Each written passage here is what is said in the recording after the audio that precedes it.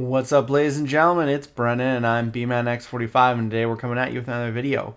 Welcome to BT14, and we're starting off with our first Ultimate Cup deck profile for the BT14 format. We're going to be doing 4 BT14 Ultimate Cup deck profiles, so they're a little bit weird, they're a little bit slower, and they're interesting as hell.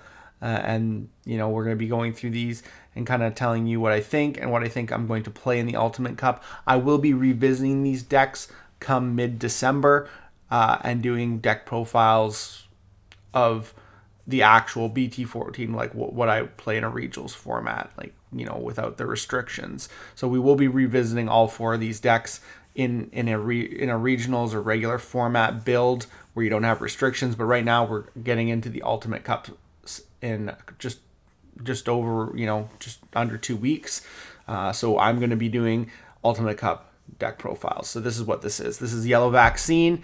This is one of the contenders I think would be really good to play during the Ultimate Cup. I'm not sure which one I'm going to play yet. I'm still testing, but it's there's a lot of things you're missing, so you kind of got to go with a deck that has most of its pieces and has good consistency. Although this deck does do a lot of cool things, I do feel like it's missing a couple pieces, but it is pretty consistent. So without further ado, let's get into it. We are going to start out with the eggs. We have 4 of the new Tokamon from BT14, which is your turn once per turn. When a card is added to your security stack, draw 1. This deck does it a lot. It's perfect for the deck.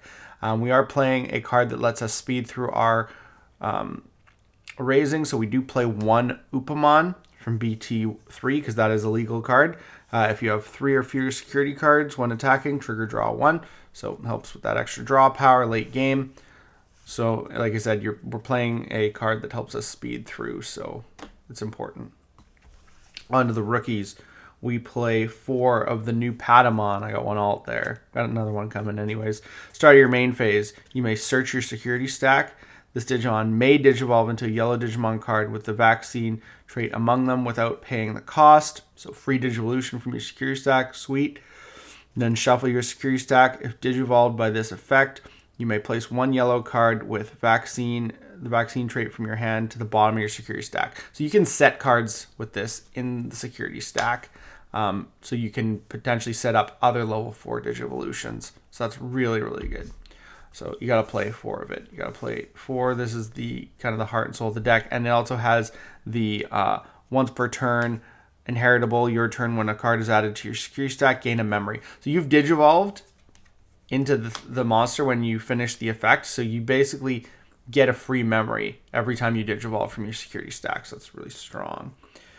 Because we can't play a lot of other options like Kudamon from BT12, we're playing the starter deck Patamon because it is a Patamon, so you get the reduced Digivolution cost on Angemon. And then, of course, you get a memory when you drop something to 0. Not as easy to come by, I find, in this deck. You have a lot of good DP reductions, but you don't have huge swaths of it. So sometimes I feel like it's kind of hard to get down to 0. Completely, so it's hard to get this guy's effect off, but it's still a good effect, and he has a Patamon name. Lastly, we play 4 Ukamon, the new promo Digimon from the Tamer 2.0 set, but it also came in the tutorial deck, which is where we got ours. He can Digivolve on any level 2, so you can actually put him in the back, but then he's kind of useless after that. But he's just good to hard play, because these guys you want to play in raising and then promote. So when one of your Digimon moves from the breeding area to the battle area, you may hatch in the breeding area, then gain 1 memory. So soon you get to rehatch, so you can basically set up another play next turn, and you gain a memory. So I just think you don't have a lot of good level 3s, so I think this is your best option where that comes for. So 12 level 3s. Onto our champions, we play 4 of the new Angemon, this beautiful guy. He Digivolves from a Patamon for 2. When attacking, by deleting this Digimon, you may activate one of the effects below, which is either place one of your opponent's Digimon with a virus trait at the bottom of their security stack. So you can just place any virus card at the bottom of their security stack, so you can get rid of big level 6 problems. And then if you don't do that, one of your opponent's Digimon gains minus 5,000. So you can potentially pop Floodgate cards and other, start out, champions, stuff like that. On deletion, place this card at the bottom of your security stack. Then if you have a tamer, you may hatch in the breeding area. So again, you get that free hatch, which is really good. And then is inheritable on deletion, place one yellow card with a vaccine trait from your hand to the bottom of your security stack. So he's always, letting you, put something at the bottom of your security stack, build up your security. On to the other options, because we can't play things like Geo Gray or other, good level 4 options or anti-floodgate cards. We're kind of stuck playing the Centauromon from BT14, which is not a bad card in its own right. It's got a really cool, when Digivolving, your opponent gets minus 3,000 DP for the turn, so it can pop floodgates. And then inheritable when attacking, when your opponent's Digimon or one of your opponent's Digimon gains minus 2,000. So he does have some cool DP reduction. He's a vaccine, so he's a data, so you cannot Digivolve into him with the Patamon, which is unfortunate. And we also play 2 of the Unimon. So he's a data, so unfortunately you can't Digivolve into him with the Patamon. But he's good just as an anti-floodgate card. We also play 2 Unimon, which is a 4-cost drop blocker. He is a vaccine, so you can Digivolve into him from the security stack. He has Barrier, which is also really good. Sorry, Barrier. I thought he had Blocker. He has Barrier, so you can prevent deletion, so that's really good. I'm not sure yet how I feel. I feel like he's more, versatile, but he's just bad in the hand. So I feel like I might drop 2 of him to play 4 Unimons. What I would play is the Godamon from the promo pack from that Digimon Tamer Volume 2.0, which has Barrier, and it has Barrier, and it has minus 2,000 DP inheritable when attacking to your opponent's security Digimon, which would be so much better. But unfortunately, until they release that pack, which is in December, I don't think I'll be able to do that. So unfortunately, this is the best way to run the deck if I don't have access to those cards. But yeah, probably maybe going to switch that out to 4 and 2 just because he's not a vaccine. But I don't know. You mostly want to see the Angemons. That's kind of your main point there. So 10 of those. Level 5s. Rise Greymon because he's legal and he plays free tamers. And he's got aggression because he gives you security attack once you get enough tamers on the board. Just a perfect card. And you can't, and obviously I'd be playing less of him and more some Rise X's if I could, but I can't, so unfortunately. And then you play 3 of the new Magnum Angemon Ace, such a beautiful card. He's got Blast, Digivolve, and Counter Timing, so you can play him when attacked. When Digivolving, you have 5 or fewer security cards, recovery +1, and then for every security you have, one of your opponent's Digimon gets minus 1,000 DP. So you can neg something into at least a high of 6 if you have 5. If you have more, you can do that more, but you don't get the recovery. And it's just really good interruption card, especially when your opponent's attacking and you knock it down. Even if you can't kill it, if you knock it down by 6 just enough that your security can kill it, is actually really, really important. Or if he crashes into that Digimon, right? It can be really, really good. A lot of the time, though, I find I get it down just to 8, so he's attacking and he just freaking crashes right into my Digimon. It's just like, whatever. So there's that. That's it for Ultimates. For Megas, we play 4 of the new Seraphimon. When Digivolving, recovery +1. And then all turns when a card is added to your security stack, one of your opponent's Digimon gets minus 7,000 DP, and this Digimon gains security attack +1 for the turn. So it's really good because it is all turns. So it's good if you have him and then another level 4 that you can go Mega Angemon Ace when somebody attacks and add a card to the security stack. And yeah, so if you have something that can do it during your opponent's turn, it's really good, but I find that that's harder to set up. The security attack is nice. Plus, if you have the